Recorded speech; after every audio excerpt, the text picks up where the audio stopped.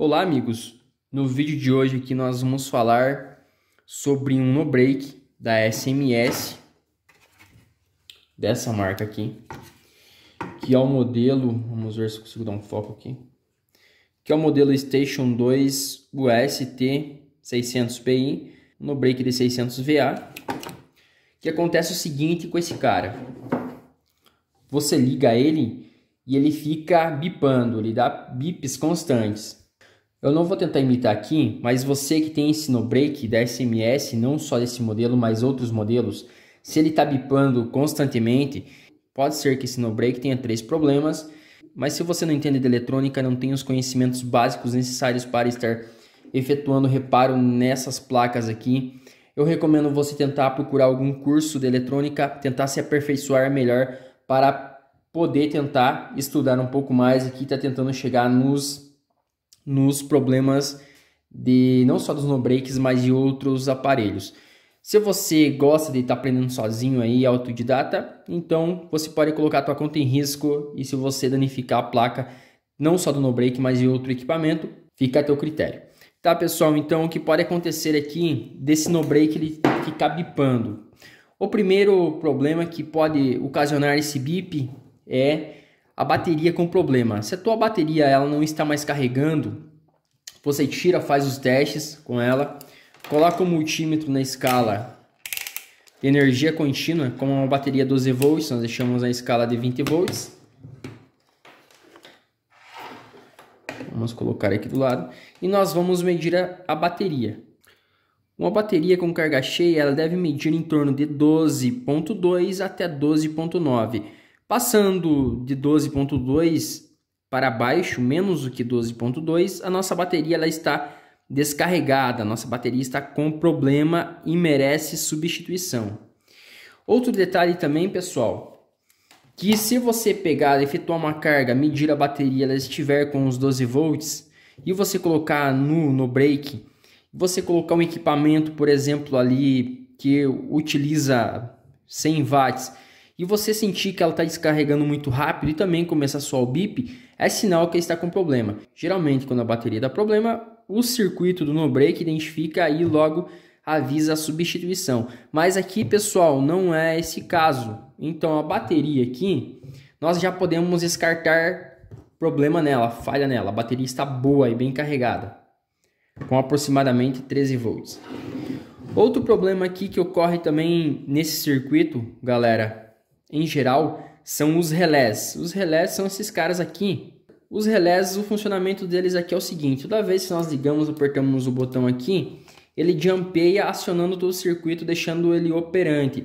O relé ele jampeia e a bobina dele age como uma forma de segurança. Qualquer dano que o circuito ocorra, esse relé ele desarma, ele solta o jumper. Tá, pessoal? Eu abri aqui. Esse modelo meu aqui que eu estou consertando, geralmente ele dá problema nesse relé, no relé de 5 volts. Às vezes também dá no primeiro relé de 12 volts, mas pode dar problema também em qualquer relé. Bom, pessoal, eu já testei todos esses relés, eles estão bons. Testei o relé de 5 volts, também está bom, mas eu retirei a capinha dele para ver como que está o enrolamento. Ele está jumpeando, está bom. Um teste aqui bem básico que você pode fazer nele, nós vamos deixar o nosso multímetro na escala de continuidade e vamos fazer um teste bem prático. Nós vamos ver os 3 terminais deles aqui. Um começa aqui, no caso aqui, e outro do meio e o outro é o que termina. Olha, estão vendo esses dois aqui, onde tem o terminal do meio? Nessas duas laterais ele deve passar em mais ou menos quase 500 ohms de resistência. Agora o terminal do meio para o da direita, ele tem que passar direto. Nos outros ele não pode passar. Se você fizer os testes e os relés estiverem assim, eles estão bons, ok. Então, relés bons. Agora a gente vai partir para a segunda questão, que talvez eu acho que seja uma das mais importantes e a primeira a ser vista no circuito, depois a bateria, tá? Vamos deixar aqui do lado essa placa, que são o que, galera? Que são os MOSFETs. Nós também temos 3 transistores, eles podem danificar? Pode, mas geralmente são os MOSFETs. Aqui, pessoal, eu já tirei, né? Tem 5 MOSFET aqui, um eu já peguei para reposição, porque o meu problema aqui nessa placa é MOSFET. O MOSFET original desse no-break, ele é esse cara aqui. Deixa eu ver se eu consigo aproximar dar um foco. O IRFB 7446. A configuração desse MOSFET, então, ele tem 99 watts de potência total. No dreno, nós vamos ter 40 volts máximo e uma corrente total de 123 amperes. Essa é a configuração. Já na porta, nós vamos ter 20 volts. Nós podemos substituir esses MOSFETs por outros equivalentes ou próximos. Qualquer outro nessa faixa, por exemplo, IRF 3205, IRF-P 3207. Mas se você não tem nenhum deles, você pode substituir até por 2N60 ou qualquer outro MOSFET assim, para estar quebrando um galho, até você estar comprando outro MOSFET. A configuração dele aqui, desse IRF630 que eu vou utilizar aqui para substituir o danificado, é de 100 watts de potência total que ele consegue nos entregar. No dreno ele consegue suportar uma tensão até de 200 volts e uma corrente máxima de 10 amperes. A única questão aqui é a corrente no dreno, mas nós vamos fazer o teste aqui. Talvez a gente perca um pouco de potência, que a gente realmente vai estar perdendo, mas ele vai continuar funcionando, não vai ficar bipando constantemente e não vai desligar. Isso até você comprar o teu MOSFET. Mais uma vez aqui, galera, testezinho básico para MOSFET, para ver se ele tá bom ou não. Deixar na escala de continuidade, tá? Agora a gente vai fazer um teste aqui em todos esses MOSFETs. Então fica de olho, não sei se vai aparecer bem aqui. Dependendo muito do teu multímetro, às vezes você tem que colocar a ponteira vermelha na parte metálica deles, tá? Ou até no pino central, porque o pino central e a parte da chapinha é o dreno, como se fosse o coletor do meu MOSFET. E vocês vão observar que no centro ele passa direto. Ele deve passar direto. Agora, já se eu mudar aqui para o gate, que é a porta, ele não pode passar. Já do dreno até source, como se fosse o emissor, ele pode passar. Mas a configuração exata aqui, galera, da resistência do dreno até o source é mais ou menos de 600 ohms de resistência. Aqui nesse MOSFET nós já podemos ver que ele está abrindo. Nós temos 65 ohms de resistência. Agora, se você observar bem, pessoal, de dreno até source está dando 530 ohms de resistência. Esse está bom. E aqui, como vocês podem ver, também está dando aproximadamente 500 ohms.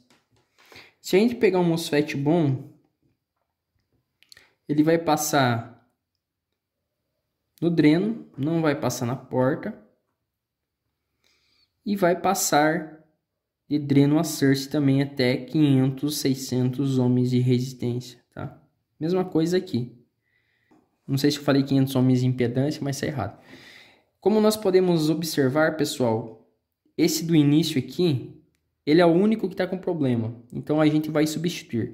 O certo era substituir o pack inteiro, porque aconteceu o seguinte, e eu acho que também pode acontecer com você, de a gente tentar utilizar equipamentos mais fortes do que a potência nominal desse no break. Daí o que vai acontecer?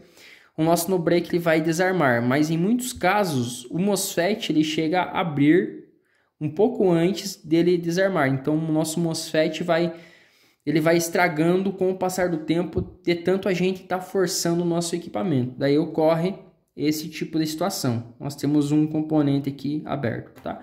O que nós vamos fazer aqui é substituir esse componente danificado. Aqui não tem segredo, a instalação é muito simples, ele tem discriminado onde vai o nosso MOSFET, tem iluminação gate e source, porque o dreno nem precisa, né? Sabendo que a posição dos MOSFETs são todas parecidas. Agora a gente vai trocar esse componente defeituoso, ok, galera? Falando um pouquinho mais sobre o defeito desses no breaks.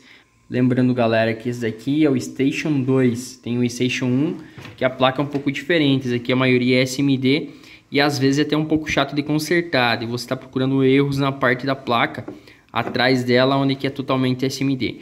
Fiz toda a troca dos MOSFETs, só que quando eu troquei os MOSFETs, peguei e liguei para fazer o teste, ele acabou queimando esse MOSFET aqui, galera. Estão vendo? Testei vários componentes, não consegui chegar assim em nenhum componente danificado. Resistores todos bons, tanto SMDs, transistores SMDs também. E eu resolvi pegar e quebrar toda a parte de cima da carcaça dos relés. Esse relé aqui já foi substituído porque era ele o responsável. Deixa eu ver se eu consigo mostrar melhor aqui para vocês. Veja a situação que ele estava, pessoal. Ele não estava funcionando de acordo. Vamos ver aqui. Estão vendo como que ele estava? Todo queimado já. Então, eu efetuei a troca dele.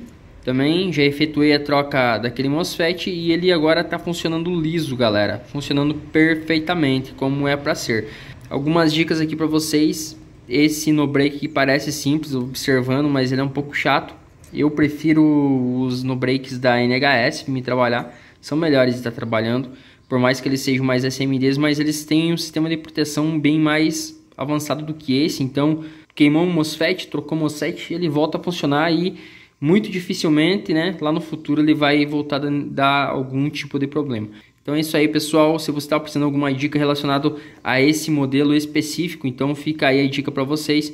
Se inscreva no canal, ative a notificação para você estar recebendo vídeos novos. Compartilhe o vídeo para estar ajudando o canal a crescer. Deixa aquele fantástico like. Até mais, galerinha BR. Tchau, tchau.